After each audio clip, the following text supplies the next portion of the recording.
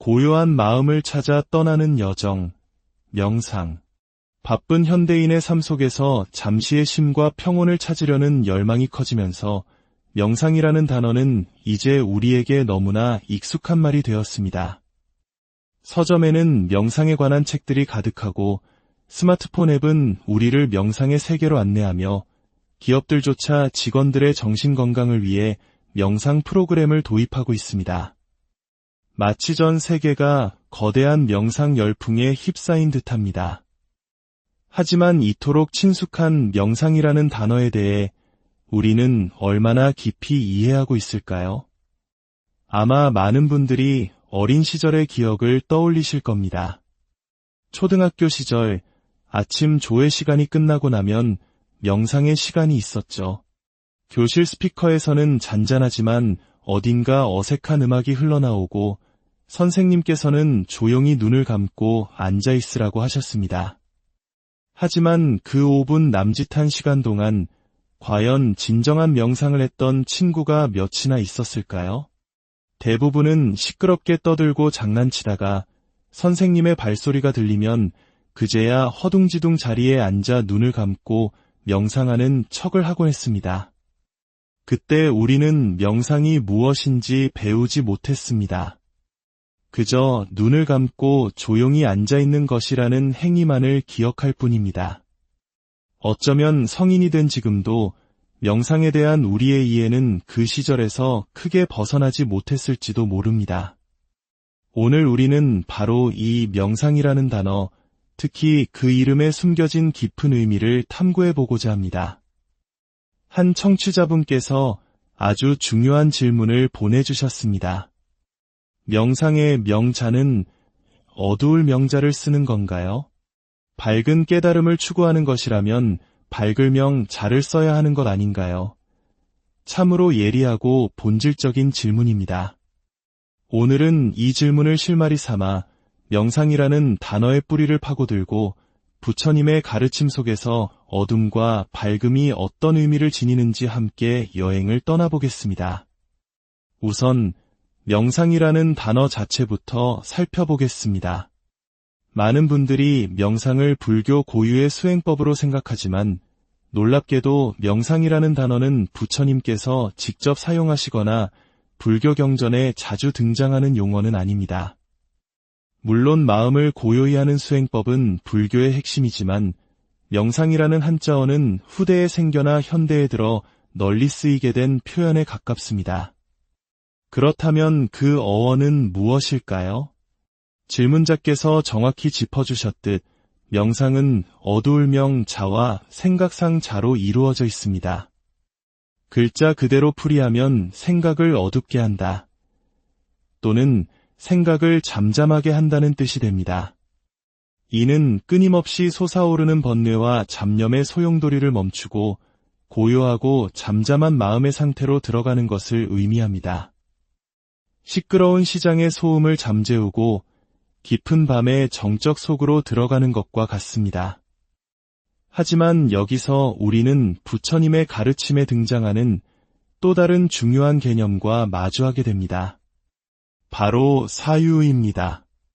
사유는 생각할 사, 생각할 유자로 명상과는 반대로 깊이 생각하고 이치를 따져보는 지적인 활동을 의미합니다. 부처님께서는 제자들에게 법문을 설하신 뒤 늘 조용한 곳, 즉 적정처에 가서 방금 들은 가르침을 깊이 사유하라고 강조하셨습니다. 이것은 단순히 생각을 멈추라는 가르침이 아니었습니다. 오히려 고요해진 마음을 바탕으로 진리를 더욱 명료하게 통찰하라는 적극적인 가르침이었습니다. 생각을 멈추는 명상과 올바르게 생각하는 사유. 이 두 가지는 마치 수레의 양쪽 바퀴와 같습니다. 명상을 통해 마음의 먼지를 가라앉히지 않으면 그 혼탁한 마음으로는 올바른 사유를 할 수 없습니다. 반대로 마음만 고요할 뿐 지혜로운 사유로 나아가지 못한다면 그 고요함은 잠시의 휴식일 뿐 근본적인 깨달음으로 이어지기 어렵습니다. 부처님의 가르침은 무작정 생각을 없애는 무념의 상태에만 머무르기를 바라신 것이 아니었습니다. 오히려 고요한 마음을 바탕으로 명확한 지혜를 얻고 그 지혜로서 자신과 세상의 고통을 꿰뚫어보며 마침내 모든 존재를 이롭게 하는 길로 나아가기를 바라셨습니다. 그렇다면 이제 불교 경전 속에서 어두울 명자는 어떻게 쓰이는지 살펴보겠습니다. 부처님께서는 이 글자를 명상이라는 의미보다는 우리가 살아가는 삶의 조건을 설명하는 비유로서 자주 사용하셨습니다. 바로 밝음과 대비되는 어둠으로서 말입니다. 고대의 경전인 아함경에는 파사이광과 부처님의 대화가 실려 있습니다. 어느 날 왕이 부처님께 여쭈었습니다. 세존이시여, 어찌하여 어떤 사람은 존귀한 가문에서 태어나고 어떤 사람은 비천한 가문에서 태어납니까? 어찌하여 어떤 사람은 부유하게 살고 어떤 사람은 가난하게 살며 어떤 사람은 지혜롭고 어떤 사람은 어리석습니까? 이 세상의 불공평은 어디에서 비롯되는 것입니까? 이 질문에 부처님께서는 4가지 종류의 사람이 있다고 답하셨습니다. 이 비유야말로 어둠과 밝음에 대한 부처님의 깊은 통찰을 보여줍니다. 첫째는 밝음에서 태어나 밝음으로 가는 사람입니다. 이 사람은 좋은 환경, 즉 유복하고 화목하며 지혜로운 가정에서 태어납니다.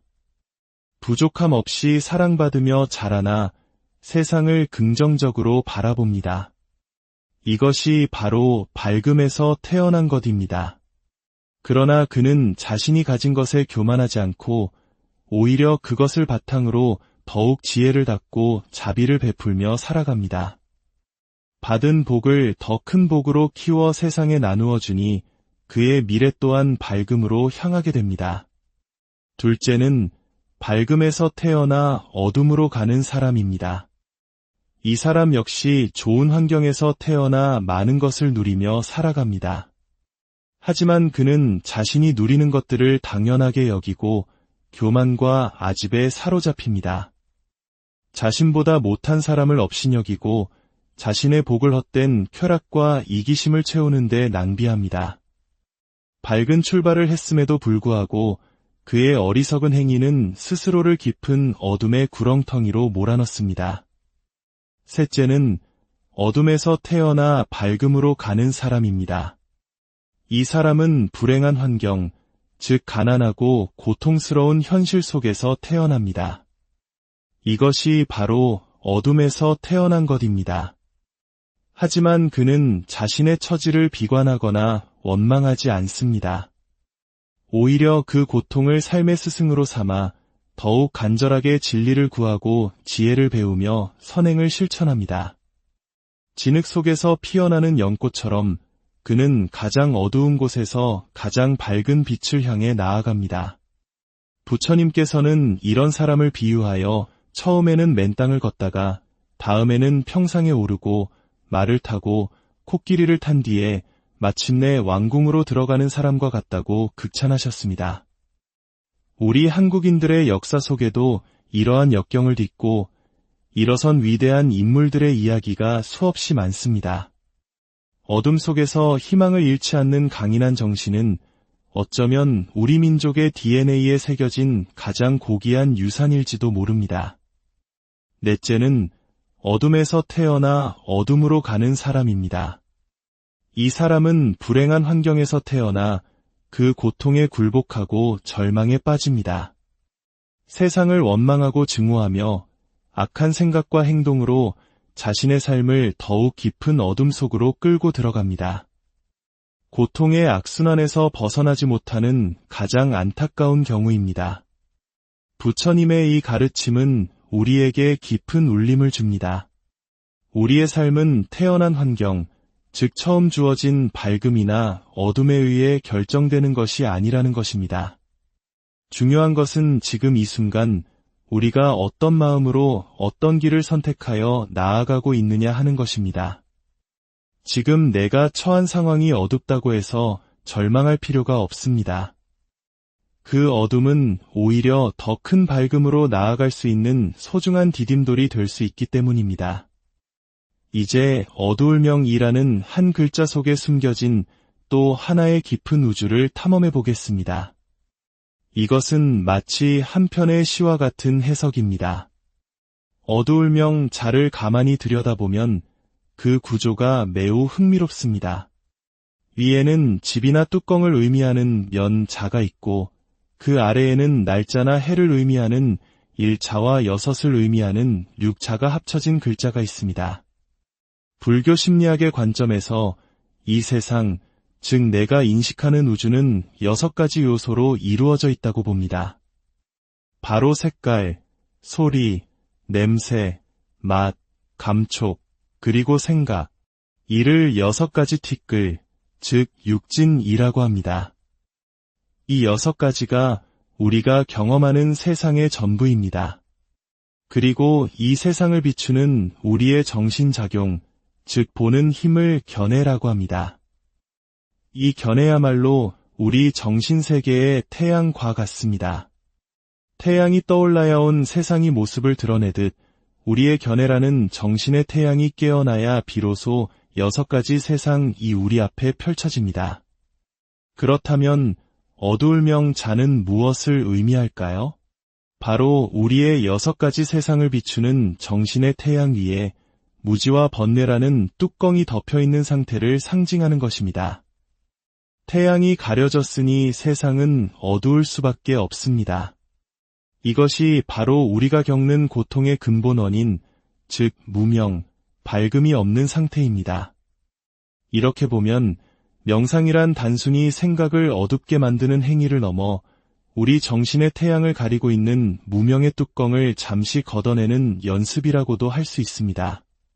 끊임없이 요동치는 생각의 구름을 걷어내고 본래부터 존재했던 내면의 고요한 빛을 잠시나마 체험하는 것입니다. 오늘 우리는 명상과 어둠이라는 두 단어를 통해 깊은 지혜의 세계를 여행했습니다. 우리가 흔히 말하는 명상은 생각을 어둡게 하여 마음을 고요히 하는 수행입니다. 그리고 부처님께서 말씀하신 어둠은 우리가 태어난 환경이거나 무지로 인해 겪는 고통의 상태를 의미합니다. 중요한 것은 이 2가지 어둠에 대한 우리의 태도입니다. 명상이라는 고요한 어둠을 도구 삼아 우리 삶을 덮고 있는 고통의 어둠을 걷어내고 마침내 지혜와 자비라는 영원한 밝음으로 나아가야 합니다. 지금 당신의 삶이 어둠 속에 있다고 느껴지십니까? 괜찮습니다.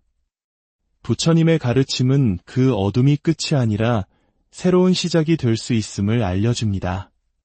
가장 깊은 밤이 지나야 가장 눈부신 새벽이 찾아오는 법입니다. 생각으로 인해 고통받았다면 우리를 다시 행복하게 해줄 수 있는 것 또한 올바른 생각, 즉 지혜로운 사유뿐입니다. 고요한 명상의 시간을 통해 마음의 힘을 기르고 그 힘으로 당신의 삶을 밝음으로 이끄는 지혜로운 사유를 시작해 보십시오. 부처님의 지혜는 알을 나누는 것이 가장 큰 보시 중 하나라고 가르칩니다. 오늘 이 이야기가 당신의 마음에 작은 빛을 밝혔다면 그 빛을 주변 사람들과 함께 나누어 주시길 바랍니다. 좋아요와 구독을 통해 이 지혜의 빛을 더 널리 퍼뜨려 주십시오. 지혜를 나누는 당신의 그 선한 마음이 당신의 길을 더욱 밝고 평온하게 비추어 고요한 마음을 찾아 떠나는 여정, 명상. 바쁜 현대인의 삶 속에서 잠시의 쉼과 평온을 찾으려는 열망이 커지면서 명상이라는 단어는 이제 우리에게 너무나 익숙한 말이 되었습니다. 서점에는 명상에 관한 책들이 가득하고 스마트폰 앱은 우리를 명상의 세계로 안내하며 기업들조차 직원들의 정신건강을 위해 명상 프로그램을 도입하고 있습니다. 마치 전 세계가 거대한 명상 열풍에 휩싸인 듯합니다. 하지만 이토록 친숙한 명상이라는 단어에 대해 우리는 얼마나 깊이 이해하고 있을까요? 아마 많은 분들이 어린 시절의 기억을 떠올리실 겁니다. 초등학교 시절 아침 조회 시간이 끝나고 나면 명상의 시간이 있었죠. 교실 스피커에서는 잔잔하지만 어딘가 어색한 음악이 흘러나오고 선생님께서는 조용히 눈을 감고 앉아 있으라고 하셨습니다. 하지만 그 5분 남짓한 시간 동안 과연 진정한 명상을 했던 친구가 몇이나 있었을까요? 대부분은 시끄럽게 떠들고 장난치다가 선생님의 발소리가 들리면 그제야 허둥지둥 자리에 앉아 눈을 감고 명상하는 척을 하곤 했습니다. 그때 우리는 명상이 무엇인지 배우지 못했습니다. 그저 눈을 감고 조용히 앉아있는 것이라는 행위만을 기억할 뿐입니다. 어쩌면 성인이 된 지금도 명상에 대한 우리의 이해는 그 시절에서 크게 벗어나지 못했을지도 모릅니다. 오늘 우리는 바로 이 명상이라는 단어, 특히 그 이름에 숨겨진 깊은 의미를 탐구해보고자 합니다. 한 청취자분께서 아주 중요한 질문을 보내주셨습니다. 명상의 명자는 어두울 명자를 쓰는 건가요? 밝은 깨달음을 추구하는 것이라면 밝을 명자를 써야 하는 것 아닌가요? 참으로 예리하고 본질적인 질문입니다. 오늘은 이 질문을 실마리 삼아 명상이라는 단어의 뿌리를 파고들고 부처님의 가르침 속에서 어둠과 밝음이 어떤 의미를 지니는지 함께 여행을 떠나보겠습니다. 우선 명상이라는 단어 자체부터 살펴보겠습니다. 많은 분들이 명상을 불교 고유의 수행법으로 생각하지만 놀랍게도 명상이라는 단어는 부처님께서 직접 사용하시거나 불교 경전에 자주 등장하는 용어는 아닙니다. 물론 마음을 고요히 하는 수행법은 불교의 핵심이지만 명상이라는 한자어는 후대에 생겨나 현대에 들어 널리 쓰이게 된 표현에 가깝습니다. 그렇다면 그 어원은 무엇일까요? 질문자께서 정확히 짚어주셨듯 명상은 어두울 명자와 생각상 자로 이루어져 있습니다. 글자 그대로 풀이하면 생각을 어둡게 한다. 또는 생각을 잠잠하게 한다는 뜻이 됩니다.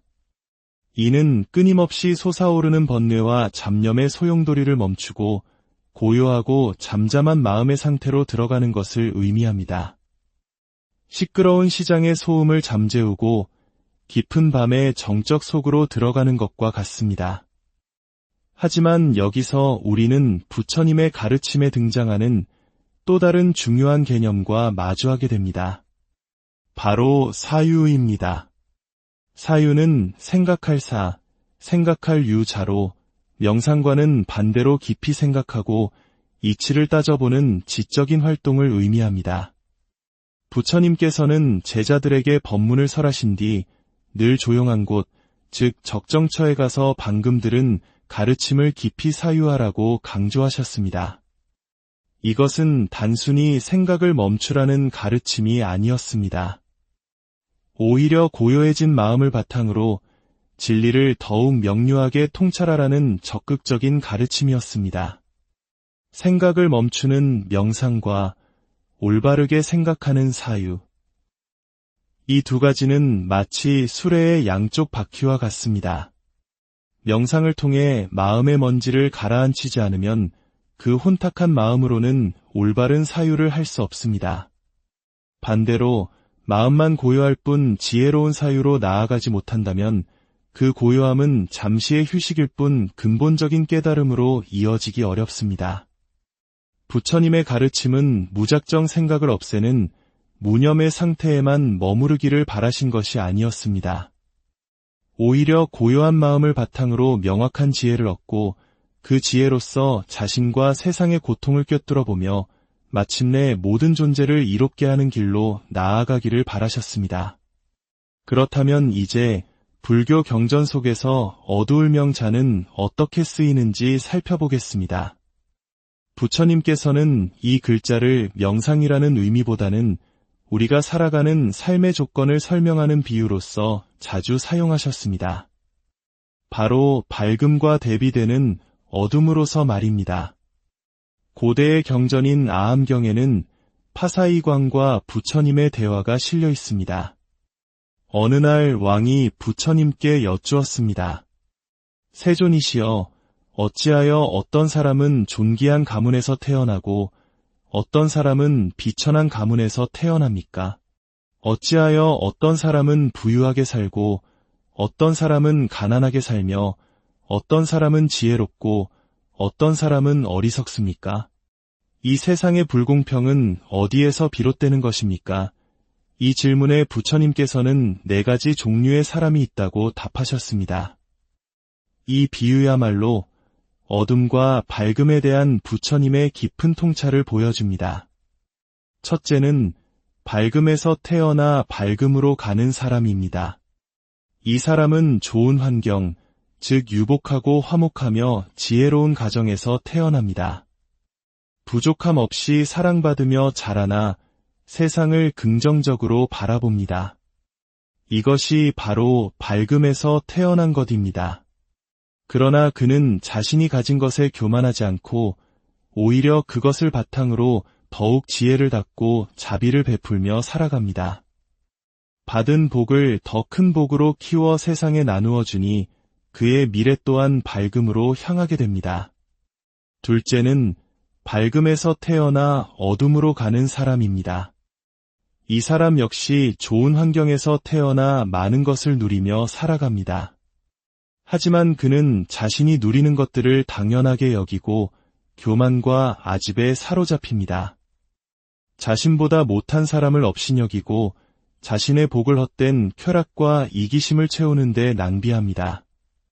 밝은 출발을 했음에도 불구하고 그의 어리석은 행위는 스스로를 깊은 어둠의 구렁텅이로 몰아넣습니다. 셋째는 어둠에서 태어나 밝음으로 가는 사람입니다. 이 사람은 불행한 환경, 즉 가난하고 고통스러운 현실 속에서 태어납니다. 이것이 바로 어둠에서 태어난 것입니다. 하지만 그는 자신의 처지를 비관하거나 원망하지 않습니다. 오히려 그 고통을 삶의 스승으로 삼아 더욱 간절하게 진리를 구하고 지혜를 배우며 선행을 실천합니다. 진흙 속에서 피어나는 연꽃처럼 그는 가장 어두운 곳에서 가장 밝은 빛을 향해 나아갑니다. 부처님께서는 이런 사람을 비유하여 처음에는 맨땅을 걷다가 다음에는 평상에 오르고 말을 타고 코끼리를 탄 뒤에 마침내 왕궁으로 들어가는 사람과 같다고 극찬하셨습니다. 우리 한국인들의 역사 속에도 이러한 역경을 딛고 일어선 위대한 인물들의 이야기가 수없이 많습니다. 어둠 속에서 희망을 잃지 않는 강인한 정신은 어쩌면 우리 민족의 DNA에 새겨진 가장 고귀한 유산일지도 모릅니다. 넷째는 어둠에서 태어나 어둠으로 가는 사람입니다.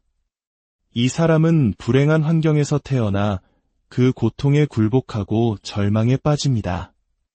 세상을 원망하고 증오하며 악한 생각과 행동으로 자신의 삶을 더욱 깊은 어둠 속으로 끌고 들어갑니다.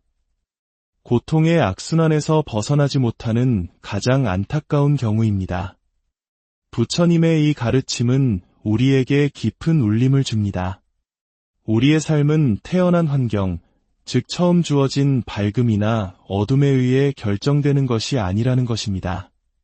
중요한 것은 지금 이 순간 우리가 어떤 마음으로 어떤 길을 선택하여 나아가고 있느냐 하는 것입니다. 지금 내가 처한 상황이 어둡다고 해서 절망할 필요가 없습니다. 그 어둠은 오히려 더 큰 밝음으로 나아갈 수 있는 소중한 디딤돌이 될 수 있기 때문입니다.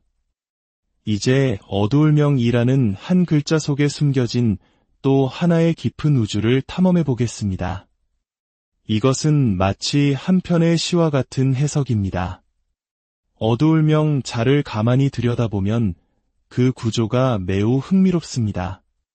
위에는 집이나 뚜껑을 의미하는 면 자가 있고 그 아래에는 날짜나 해를 의미하는 일자와 여섯을 의미하는 육자가 합쳐진 글자가 있습니다. 불교 심리학의 관점에서 이 세상, 즉 내가 인식하는 우주는 6가지 요소로 이루어져 있다고 봅니다. 바로 색깔, 소리, 냄새, 맛, 감촉, 그리고 생각, 이를 6가지 티끌, 즉 육진이라고 합니다. 이 6가지가 우리가 경험하는 세상의 전부입니다.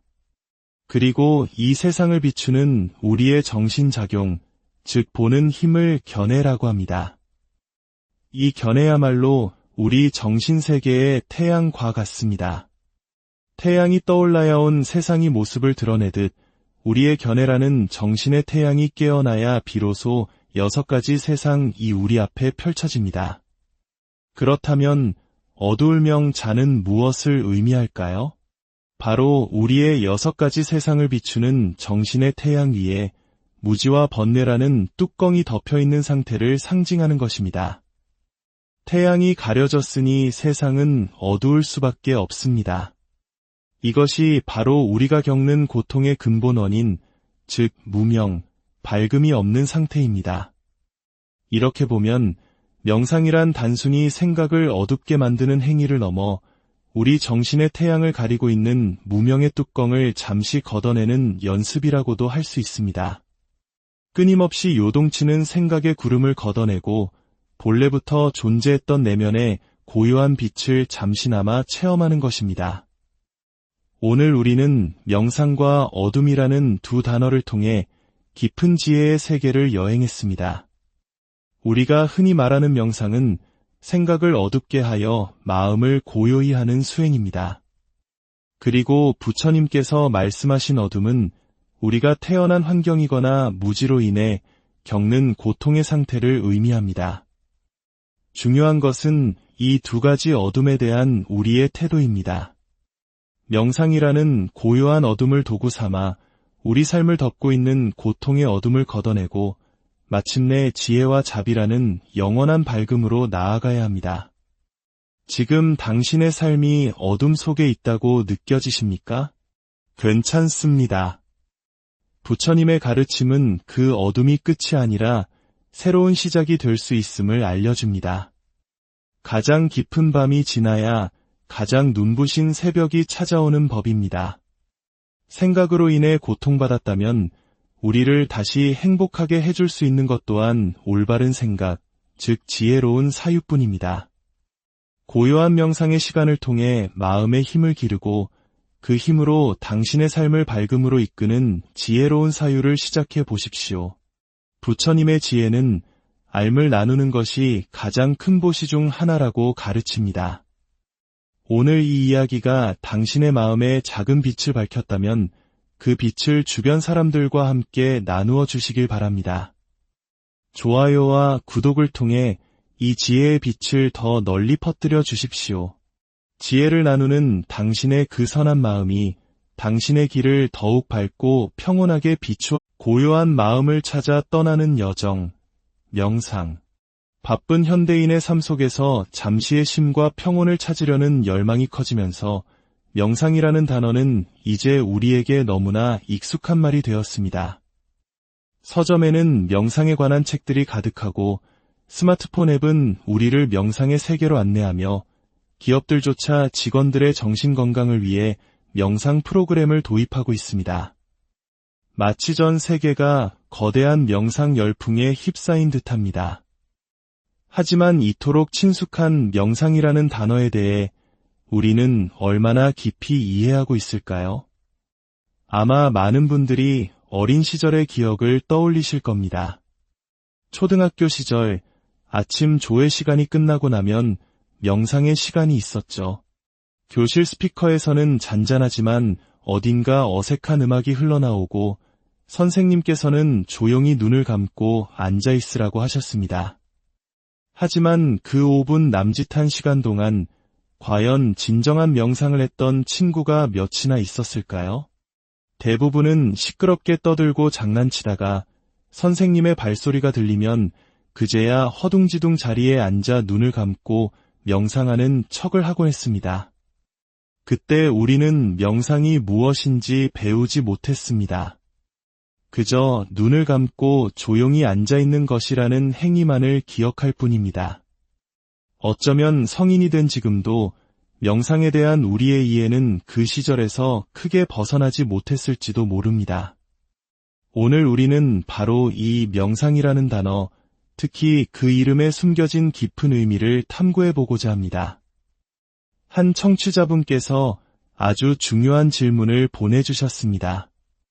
명상의 명자는 어두울 명자를 쓰는 건가요? 밝은 깨달음을 추구하는 것이라면 밝을 명자를 써야 하는 것 아닌가요? 참으로 예리하고 본질적인 질문입니다.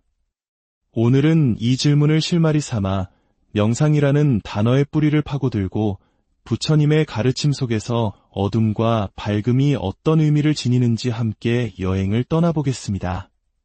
우선 명상이라는 단어 자체부터 살펴보겠습니다. 많은 분들이 명상을 불교 고유의 수행법으로 생각하지만 놀랍게도 명상이라는 단어는 부처님께서 직접 사용하시거나 불교 경전에 자주 등장하는 용어는 아닙니다. 물론 마음을 고요히 하는 수행법은 불교의 핵심이지만 명상이라는 한자어는 후대에 생겨나 현대에 들어 널리 쓰이게 된 표현에 가깝습니다. 그렇다면 그 어원은 무엇일까요? 질문자께서 정확히 짚어주셨듯 명상은 어두울 명자와 생각상 자로 이루어져 있습니다. 글자 그대로 풀이하면 생각을 어둡게 한다. 또는 생각을 잠잠하게 한다는 뜻이 됩니다. 이는 끊임없이 솟아오르는 번뇌와 잡념의 소용돌이를 멈추고 고요하고 잠잠한 마음의 상태로 들어가는 것을 의미합니다. 시끄러운 시장의 소음을 잠재우고 깊은 밤의 정적 속으로 들어가는 것과 같습니다. 하지만 여기서 우리는 부처님의 가르침에 등장하는 또 다른 중요한 개념과 마주하게 됩니다. 바로 사유입니다. 사유는 생각할 사, 생각할 유자로 명상과는 반대로 깊이 생각하고 이치를 따져보는 지적인 활동을 의미합니다. 부처님께서는 제자들에게 법문을 설하신 뒤 늘 조용한 곳, 즉 적정처에 가서 방금 들은 가르침을 깊이 사유하라고 강조하셨습니다. 이것은 단순히 생각을 멈추라는 가르침이 아니었습니다. 오히려 고요해진 마음을 바탕으로 진리를 더욱 명료하게 통찰하라는 적극적인 가르침이었습니다. 생각을 멈추는 명상과 올바르게 생각하는 사유. 이 두 가지는 마치 수레의 양쪽 바퀴와 같습니다. 명상을 통해 마음의 먼지를 가라앉히지 않으면 그 혼탁한 마음으로는 올바른 사유를 할 수 없습니다. 반대로 마음만 고요할 뿐 지혜로운 사유로 나아가지 못한다면 그 고요함은 잠시의 휴식일 뿐 근본적인 깨달음으로 이어지기 어렵습니다. 부처님의 가르침은 무작정 생각을 없애는 무념의 상태에만 머무르기를 바라신 것이 아니었습니다. 오히려 고요한 마음을 바탕으로 명확한 지혜를 얻고 그 지혜로서 자신과 세상의 고통을 꿰뚫어보며 마침내 모든 존재를 이롭게 하는 길로 나아가기를 바라셨습니다. 그렇다면 이제 불교 경전 속에서 어두울 명자는 어떻게 쓰이는지 살펴보겠습니다. 부처님께서는 이 글자를 명상이라는 의미보다는 우리가 살아가는 삶의 조건을 설명하는 비유로서 자주 사용하셨습니다. 바로 밝음과 대비되는 어둠으로서 말입니다. 고대의 경전인 아함경에는 파사이광과 부처님의 대화가 실려 있습니다. 어느 날 왕이 부처님께 여쭈었습니다. 세존이시여, 어찌하여 어떤 사람은 존귀한 가문에서 태어나고 어떤 사람은 비천한 가문에서 태어납니까? 어찌하여 어떤 사람은 부유하게 살고 어떤 사람은 가난하게 살며 어떤 사람은 지혜롭고 어떤 사람은 어리석습니까? 이 세상의 불공평은 어디에서 비롯되는 것입니까? 이 질문에 부처님께서는 4가지 종류의 사람이 있다고 답하셨습니다. 이 비유야말로 어둠과 밝음에 대한 부처님의 깊은 통찰을 보여줍니다. 첫째는 밝음에서 태어나 밝음으로 가는 사람입니다. 이 사람은 좋은 환경, 즉 유복하고 화목하며 지혜로운 가정에서 태어납니다. 부족함 없이 사랑받으며 자라나 세상을 긍정적으로 바라봅니다. 이것이 바로 밝음에서 태어난 것입니다. 그러나 그는 자신이 가진 것에 교만하지 않고 오히려 그것을 바탕으로 더욱 지혜를 닦고 자비를 베풀며 살아갑니다. 받은 복을 더 큰 복으로 키워 세상에 나누어 주니 그의 미래 또한 밝음으로 향하게 됩니다. 둘째는 밝음에서 태어나 어둠으로 가는 사람입니다. 이 사람 역시 좋은 환경에서 태어나 많은 것을 누리며 살아갑니다. 하지만 그는 자신이 누리는 것들을 당연하게 여기고 교만과 아집에 사로잡힙니다. 자신보다 못한 사람을 업신여기고 자신의 복을 헛된 쾌락과 이기심을 채우는 데 낭비합니다. 밝은 출발을 했음에도 불구하고 그의 어리석은 행위는 스스로를 깊은 어둠의 구렁텅이로 몰아넣습니다. 셋째는 어둠에서 태어나 밝음으로 가는 사람입니다. 이 사람은 불행한 환경, 즉 가난하고 고통스러운 현실 속에서 태어납니다. 이것이 바로 어둠에서 태어난 것입니다. 하지만 그는 자신의 처지를 비관하거나 원망하지 않습니다. 오히려 그 고통을 삶의 스승으로 삼아 더욱 간절하게 진리를 구하고 지혜를 배우며 선행을 실천합니다. 진흙 속에서 피어나는 연꽃처럼 그는 가장 어두운 곳에서 가장 밝은 빛을 향해 나아갑니다. 부처님께서는 이런 사람을 비유하여 처음에는 맨땅을 걷다가 다음에는 평상에 오르고 말을 타고 코끼리를 탄 뒤에 마침내 왕궁으로 들어가는 사람과 같다고 극찬하셨습니다. 우리 한국인들의 역사 속에도 이러한 역경을 딛고 일어선 위대한 인물들의 이야기가 수없이 많습니다. 어둠 속에서 희망을 잃지 않는 강인한 정신은 어쩌면 우리 민족의 DNA에 새겨진 가장 고귀한 유산일지도 모릅니다. 넷째는 어둠에서 태어나 어둠으로 가는 사람입니다. 이 사람은 불행한 환경에서 태어나 그 고통에 굴복하고 절망에 빠집니다. 세상을 원망하고 증오하며 악한 생각과 행동으로 자신의 삶을 더욱 깊은 어둠 속으로 끌고 들어갑니다. 고통의 악순환에서 벗어나지 못하는 가장 안타까운 경우입니다. 부처님의 이 가르침은 우리에게 깊은 울림을 줍니다. 우리의 삶은 태어난 환경, 즉 처음 주어진 밝음이나 어둠에 의해 결정되는 것이 아니라는 것입니다. 중요한 것은 지금 이 순간 우리가 어떤 마음으로 어떤 길을 선택하여 나아가고 있느냐 하는 것입니다. 지금 내가 처한 상황이 어둡다고 해서 절망할 필요가 없습니다. 그 어둠은 오히려 더 큰 밝음으로 나아갈 수 있는 소중한 디딤돌이 될 수 있기 때문입니다. 이제 어두울명이라는 한 글자 속에 숨겨진 또 하나의 깊은 우주를 탐험해 보겠습니다. 이것은 마치 한 편의 시와 같은 해석입니다. 어두울명 자를 가만히 들여다보면 그 구조가 매우 흥미롭습니다. 위에는 집이나 뚜껑을 의미하는 면 자가 있고 그 아래에는 날짜나 해를 의미하는 일자와 여섯을 의미하는 육자가 합쳐진 글자가 있습니다. 불교 심리학의 관점에서 이 세상, 즉 내가 인식하는 우주는 6가지 요소로 이루어져 있다고 봅니다. 바로 색깔, 소리, 냄새, 맛, 감촉, 그리고 생각, 이를 6가지 티끌, 즉 육진이라고 합니다. 이 6가지가 우리가 경험하는 세상의 전부입니다. 그리고 이 세상을 비추는 우리의 정신작용, 즉 보는 힘을 견해라고 합니다. 이 견해야말로 우리 정신세계의 태양과 같습니다.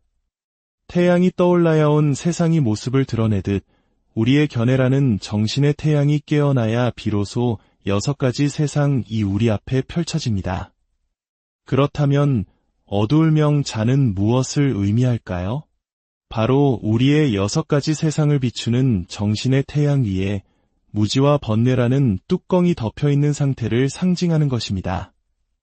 태양이 가려졌으니 세상은 어두울 수밖에 없습니다. 이것이 바로 우리가 겪는 고통의 근본 원인, 즉 무명, 밝음이 없는 상태입니다. 이렇게 보면 명상이란 단순히 생각을 어둡게 만드는 행위를 넘어 우리 정신의 태양을 가리고 있는 무명의 뚜껑을 잠시 걷어내는 연습이라고도 할 수 있습니다. 끊임없이 요동치는 생각의 구름을 걷어내고 본래부터 존재했던 내면의 고요한 빛을 잠시나마 체험하는 것입니다. 오늘 우리는 명상과 어둠이라는 두 단어를 통해 깊은 지혜의 세계를 여행했습니다. 우리가 흔히 말하는 명상은 생각을 어둡게 하여 마음을 고요히 하는 수행입니다. 그리고 부처님께서 말씀하신 어둠은 우리가 태어난 환경이거나 무지로 인해 겪는 고통의 상태를 의미합니다.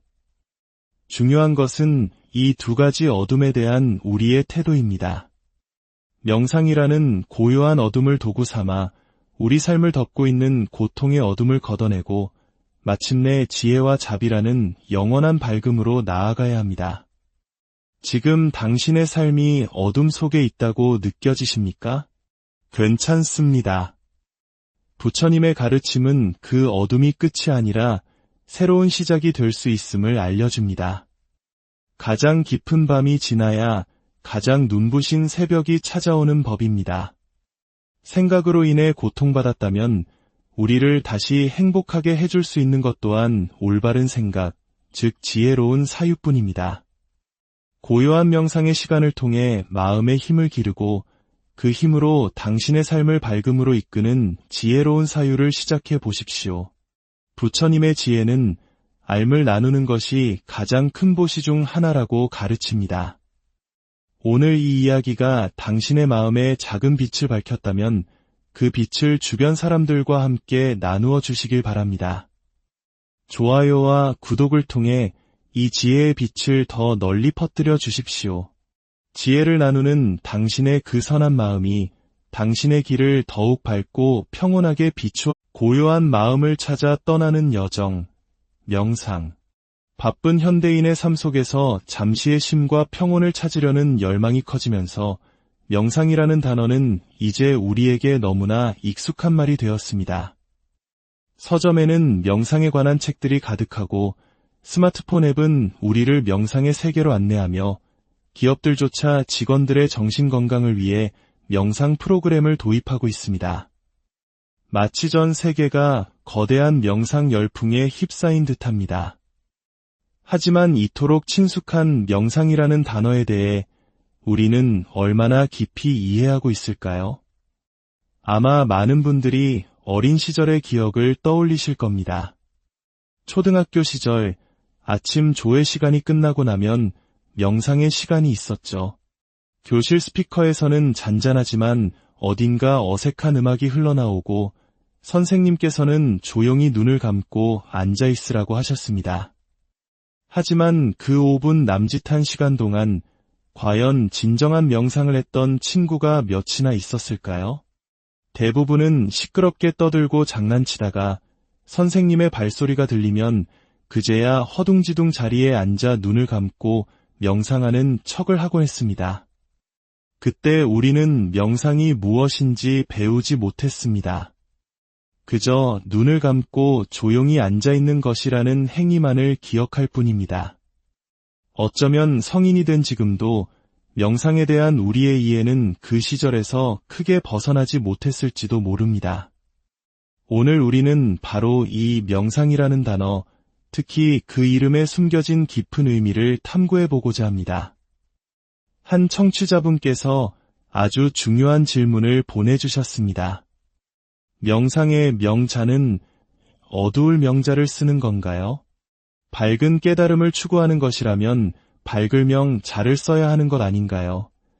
참으로 예리하고 본질적인 질문입니다. 오늘은 이 질문을 실마리 삼아 명상이라는 단어의 뿌리를 파고들고 부처님의 가르침 속에서 어둠과 밝음이 어떤 의미를 지니는지 함께 여행을 떠나보겠습니다. 우선 명상이라는 단어 자체부터 살펴보겠습니다. 많은 분들이 명상을 불교 고유의 수행법으로 생각하지만 놀랍게도 명상이라는 단어는 부처님께서 직접 사용하시거나 불교 경전에 자주 등장하는 용어는 아닙니다. 물론 마음을 고요히 하는 수행법은 불교의 핵심이지만 명상이라는 한자어는 후대에 생겨나 현대에 들어 널리 쓰이게 된 표현에 가깝습니다. 그렇다면 그 어원은 무엇일까요? 질문자께서 정확히 짚어주셨듯 명상은 어두울명 자와 생각상 자로 이루어져 있습니다. 글자 그대로 풀이하면 생각을 어둡게 한다. 또는 생각을 잠잠하게 한다는 뜻이 됩니다. 이는 끊임없이 솟아오르는 번뇌와 잡념의 소용돌이를 멈추고 고요하고 잠잠한 마음의 상태로 들어가는 것을 의미합니다. 시끄러운 시장의 소음을 잠재우고 깊은 밤의 정적 속으로 들어가는 것과 같습니다. 하지만 여기서 우리는 부처님의 가르침에 등장하는 또 다른 중요한 개념과 마주하게 됩니다. 바로 사유입니다. 사유는 생각할 사, 생각할 유자로 명상과는 반대로 깊이 생각하고 이치를 따져보는 지적인 활동을 의미합니다. 부처님께서는 제자들에게 법문을 설하신 뒤 늘 조용한 곳, 즉 적정처에 가서 방금 들은 가르침을 깊이 사유하라고 강조하셨습니다. 이것은 단순히 생각을 멈추라는 가르침이 아니었습니다. 오히려 고요해진 마음을 바탕으로 진리를 더욱 명료하게 통찰하라는 적극적인 가르침이었습니다. 생각을 멈추는 명상과 올바르게 생각하는 사유. 이 두 가지는 마치 수레의 양쪽 바퀴와 같습니다. 명상을 통해 마음의 먼지를 가라앉히지 않으면 그 혼탁한 마음으로는 올바른 사유를 할 수 없습니다. 반대로 마음만 고요할 뿐 지혜로운 사유로 나아가지 못한다면 그 고요함은 잠시의 휴식일 뿐 근본적인 깨달음으로 이어지기 어렵습니다. 부처님의 가르침은 무작정 생각을 없애는 무념의 상태에만 머무르기를 바라신 것이 아니었습니다. 오히려 고요한 마음을 바탕으로 명확한 지혜를 얻고 그 지혜로서 자신과 세상의 고통을 꿰뚫어보며 마침내 모든 존재를 이롭게 하는 길로 나아가기를 바라셨습니다. 그렇다면 이제 불교 경전 속에서 어두울명 자는 어떻게 쓰이는지 살펴보겠습니다. 부처님께서는 이 글자를 명상이라는 의미보다는 우리가 살아가는 삶의 조건을 설명하는 비유로서 자주 사용하셨습니다. 바로 밝음과 대비되는 어둠으로서 말입니다. 고대의 경전인 아함경에는 파사이광과 부처님의 대화가 실려 있습니다. 어느 날 왕이 부처님께 여쭈었습니다. 세존이시여, 어찌하여 어떤 사람은 존귀한 가문에서 태어나고 어떤 사람은 비천한 가문에서 태어납니까?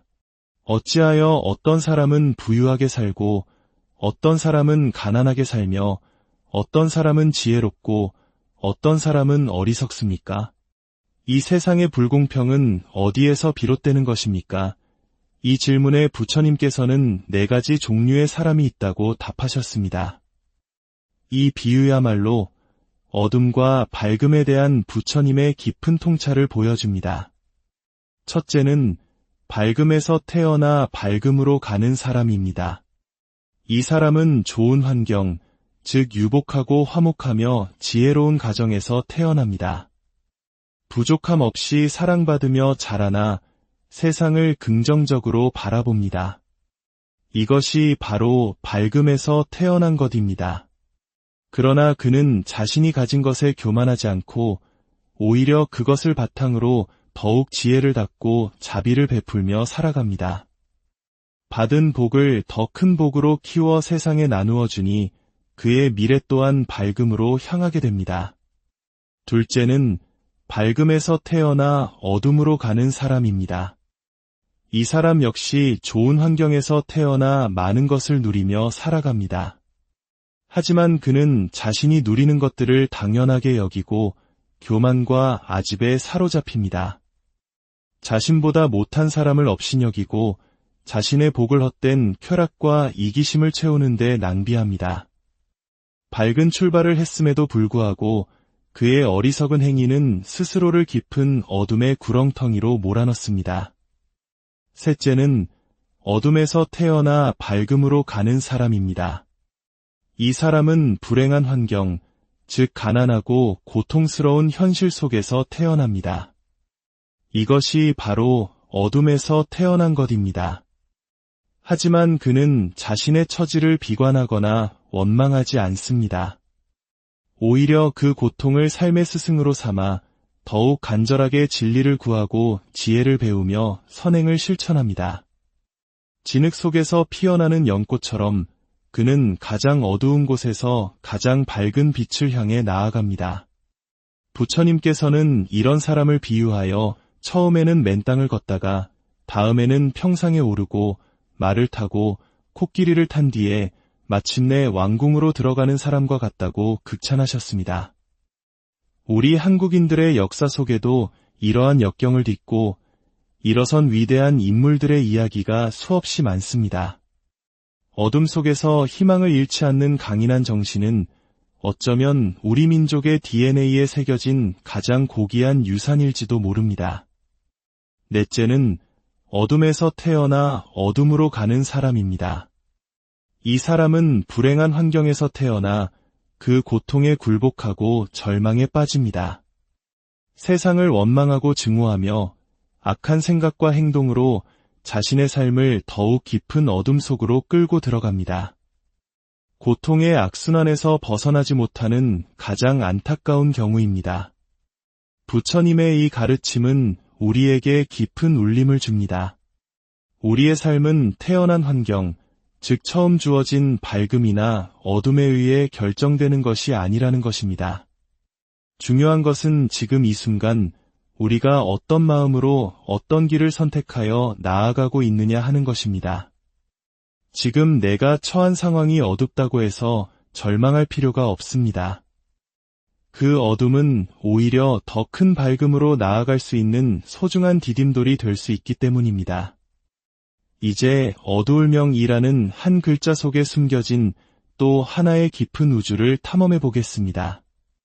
이것은 마치 한 편의 시와 같은 해석입니다. 어두울명 자를 가만히 들여다보면 그 구조가 매우 흥미롭습니다. 위에는 집이나 뚜껑을 의미하는 면 자가 있고 그 아래에는 날짜나 해를 의미하는 일자와 여섯을 의미하는 육자가 합쳐진 글자가 있습니다. 불교 심리학의 관점에서 이 세상, 즉 내가 인식하는 우주는 6가지 요소로 이루어져 있다고 봅니다. 바로 색깔, 소리, 냄새, 맛, 감촉, 그리고 생각, 이를 6가지 티끌, 즉 육진이라고 합니다. 이 6가지가 우리가 경험하는 세상의 전부입니다. 그리고 이 세상을 비추는 우리의 정신작용, 즉 보는 힘을 견해라고 합니다. 이 견해야말로 우리 정신세계의 태양과 같습니다. 태양이 떠올라야 온 세상의 모습을 드러내듯 우리의 견해라는 정신의 태양이 깨어나야 비로소 6가지 세상이 우리 앞에 펼쳐집니다. 그렇다면 어두울명 자는 무엇을 의미할까요? 바로 우리의 6가지 세상을 비추는 정신의 태양 위에 무지와 번뇌라는 뚜껑이 덮여있는 상태를 상징하는 것입니다. 태양이 가려졌으니 세상은 어두울 수밖에 없습니다. 이것이 바로 우리가 겪는 고통의 근본 원인, 즉 무명, 밝음이 없는 상태입니다. 이렇게 보면 명상이란 단순히 생각을 어둡게 만드는 행위를 넘어 우리 정신의 태양을 가리고 있는 무명의 뚜껑을 잠시 걷어내는 연습이라고도 할 수 있습니다. 끊임없이 요동치는 생각의 구름을 걷어내고 본래부터 존재했던 내면의 고요한 빛을 잠시나마 체험하는 것입니다. 오늘 우리는 명상과 어둠이라는 두 단어를 통해 깊은 지혜의 세계를 여행했습니다.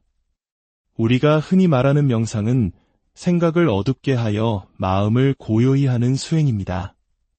그리고 부처님께서 말씀하신 어둠은 우리가 태어난 환경이거나 무지로 인해 겪는 고통의 상태를 의미합니다. 중요한 것은 이 2가지 어둠에 대한 우리의 태도입니다.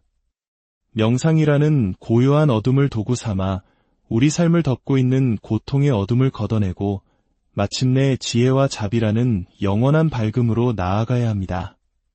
지금 당신의 삶이 어둠 속에 있다고 느껴지십니까? 괜찮습니다. 부처님의 가르침은 그 어둠이 끝이 아니라 새로운 시작이 될 수 있음을 알려줍니다. 가장 깊은 밤이 지나야 가장 눈부신 새벽이 찾아오는 법입니다. 생각으로 인해 고통받았다면 우리를 다시 행복하게 해줄 수 있는 것 또한 올바른 생각, 즉 지혜로운 사유뿐입니다. 고요한 명상의 시간을 통해 마음의 힘을 기르고 그 힘으로 당신의 삶을 밝음으로 이끄는 지혜로운 사유를 시작해 보십시오. 부처님의 지혜는 알을 나누는 것이 가장 큰 보시 중 하나라고 가르칩니다. 오늘 이 이야기가 당신의 마음에 작은 빛을 밝혔다면 그 빛을 주변 사람들과 함께 나누어 주시길 바랍니다.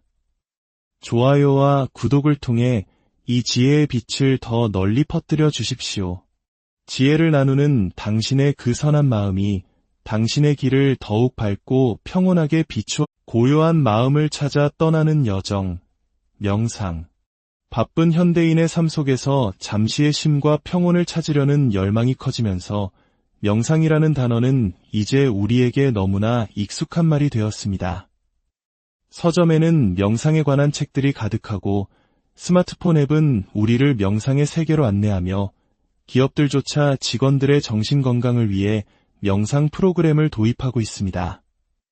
마치 전 세계가 거대한 명상 열풍에 휩싸인 듯합니다. 하지만 이토록 친숙한 명상이라는 단어에 대해 우리는 얼마나 깊이 이해하고 있을까요? 아마 많은 분들이 어린 시절의 기억을 떠올리실 겁니다. 초등학교 시절 아침 조회 시간이 끝나고 나면 명상의 시간이 있었죠. 교실 스피커에서는 잔잔하지만 어딘가 어색한 음악이 흘러나오고 선생님께서는 조용히 눈을 감고 앉아 있으라고 하셨습니다. 하지만 그 5분 남짓한 시간 동안 과연 진정한 명상을 했던 친구가 몇이나 있었을까요? 대부분은 시끄럽게 떠들고 장난치다가 선생님의 발소리가 들리면 그제야 허둥지둥 자리에 앉아 눈을 감고 명상하는 척을 하곤 했습니다. 그때 우리는 명상이 무엇인지 배우지 못했습니다. 그저 눈을 감고 조용히 앉아있는 것이라는 행위만을 기억할 뿐입니다. 어쩌면 성인이 된 지금도 명상에 대한 우리의 이해는 그 시절에서 크게 벗어나지 못했을지도 모릅니다. 오늘 우리는 바로 이 명상이라는 단어, 특히 그 이름에 숨겨진 깊은 의미를 탐구해보고자 합니다. 한 청취자분께서 아주 중요한 질문을 보내주셨습니다. 명상의 명자는 어두울 명자를 쓰는 건가요? 밝은 깨달음을 추구하는 것이라면 밝을 명자를 써야 하는 것 아닌가요? 참으로 예리하고 본질적인 질문입니다. 오늘은 이 질문을 실마리 삼아 명상이라는 단어의 뿌리를 파고들고 부처님의 가르침 속에서 어둠과 밝음이 어떤 의미를 지니는지 함께 여행을 떠나보겠습니다. 우선 명상이라는 단어 자체부터 살펴보겠습니다. 많은 분들이 명상을 불교 고유의 수행법으로 생각하지만 놀랍게도 명상이라는 단어는 부처님께서 직접 사용하시거나 불교 경전에 자주 등장하는 용어는 아닙니다. 물론 마음을 고요히 하는 수행법은 불교의 핵심이지만 명상이라는 한자어는 후대에 생겨나 현대에 들어 널리 쓰이게 된 표현에 가깝습니다. 그렇다면 그 어원은 무엇일까요? 질문자께서 정확히 짚어주셨듯 명상은 어두울 명자와 생각상 자로 이루어져 있습니다. 글자 그대로 풀이하면 생각을 어둡게 한다. 또는 생각을 잠잠하게 한다는 뜻이 됩니다. 이는 끊임없이 솟아오르는 번뇌와 잡념의 소용돌이를 멈추고 고요하고 잠잠한 마음의 상태로 들어가는 것을 의미합니다. 시끄러운 시장의 소음을 잠재우고 깊은 밤의 정적 속으로 들어가는 것과 같습니다. 하지만 여기서 우리는 부처님의 가르침에 등장하는 또 다른 중요한 개념과 마주하게 됩니다. 바로 사유입니다. 사유는 생각할 사, 생각할 유자로 명상과는 반대로 깊이 생각하고 이치를 따져보는 지적인 활동을 의미합니다.